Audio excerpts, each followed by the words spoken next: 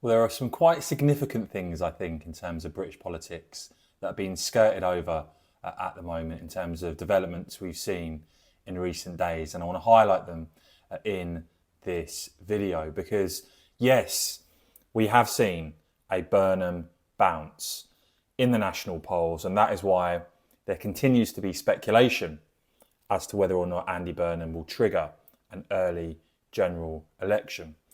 However, I'd be interested to see if you're surprised by this, given some of the media coverage, that in terms of net approval, Andy Burnham starts as Prime Minister with a higher rating than Boris Johnson and a higher rating than Rishi Sunak, but lower actually than Theresa May and indeed Keir Starmer's first equivalent ranking as Prime Minister, which is quite interesting.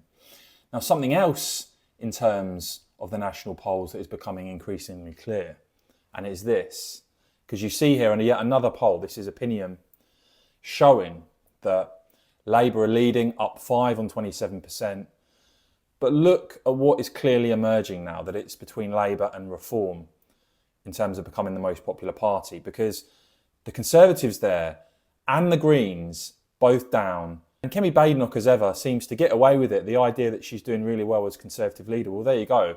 That's a significant decline in support for the Tories, with Reform steady and Labour gaining. And certainly when you look at what has been going on in terms of Spanish territory, as Zia Youssef's been highlighting, there are some very serious issues that this country must address.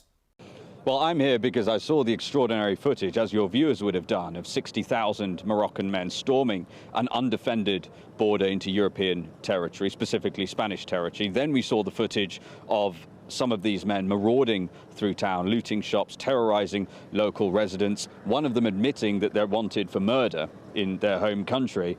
And what we're seeing now is, as you said, a lot of them are leaving, but I've already spoken to them, a number of them here, who say they started their journey from Morocco with the express intention of coming to Britain. And why do they want to come to Britain? It's because we have the most, we basically lay on a food bank for the world. And I want to say one other thing. When people saw 60,000 people, 60,000 men storm a beach like that, it creates global attention. That's why Spain has effectively militarized its border, and that's what we're seeing right now. Yes, it has. And of course, that's what loads of people will be shouting at their television, saying, well, what about Britain? Can they not sort of protect their borders? Can they not do exactly what Spain's done here and send them back? Yeah, well, look, even more important than that, that's what 60,000 looked like arriving on a single day. That's why it's so striking. We've had north of 200,000 arrive illegally on our beaches under Tory and Labour governments, albeit over a longer period, over 8 years. But that's not relevant to the risk and the danger. We know murderers have been coming across the channel. We know terrorists have not only come across the channel, but tried to commit terrorist atrocities in Britain. Britain needs to wake up. If we do not secure our borders, then we are going to see scenes like the ones that we have seen become, sadly, increasingly common. What's remarkable is that, sadly, the turnout for the Greater Manchester mayoral election was just over 25%. So that means basically 3/4 of eligible voters didn't vote for anyone.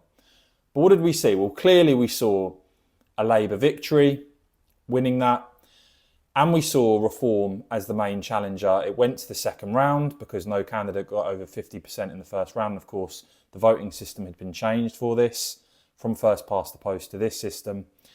And you can see there some very interesting results. Again, how does Kemi Badenoch get away with her performance as Conservative leader in terms of supposedly a recovery when you see there the Conservatives beaten by Restore?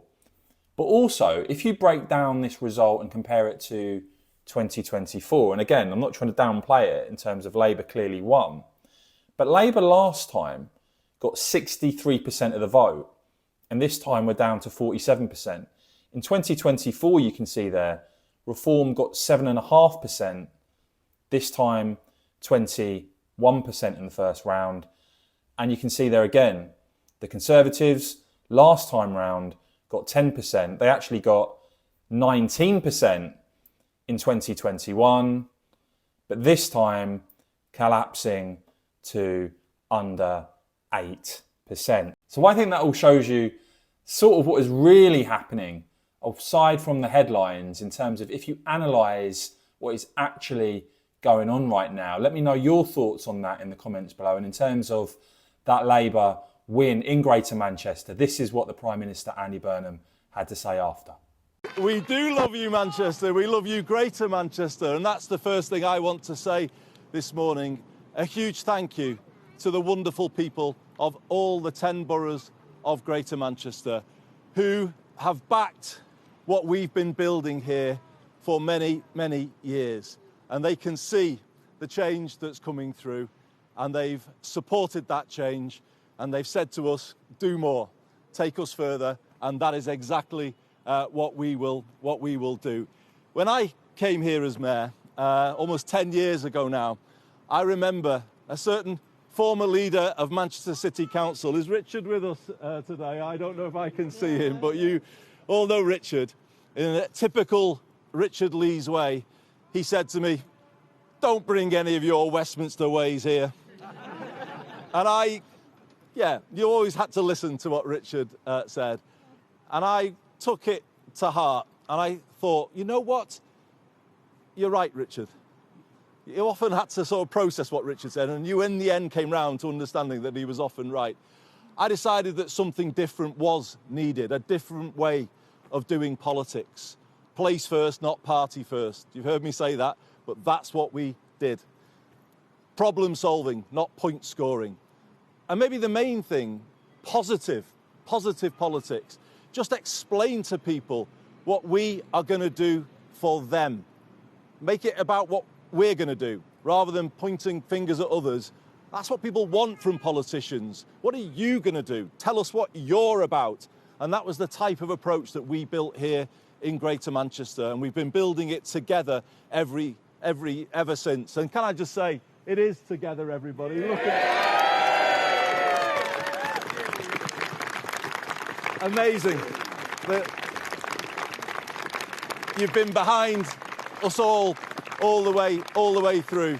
But it's not just the party, it's the business community here, the faith community, the voluntary sector, everyone in Greater Manchester facing the same way, pulling the same way. It's a different way of doing things. And then we took that further with Manchesterism. What does that mean? Through devolution, taking control of the things that affect people's daily lives, such as housing, building more homes that people can truly afford. The buses, yes, I have to mention the buses. I can't believe we might actually have a mayor of Greater Manchester that's going to do more on buses than I did, but still, I'm going to have to accept it, aren't I? It's an incredible thing to see the change that we brought about there, giving people the ability to get around all parts of this wonderful city region, to access jobs, but also everything that this great city has to offer. That's what we did when we built the B network. We took control, and then we used that control to benefit our residents.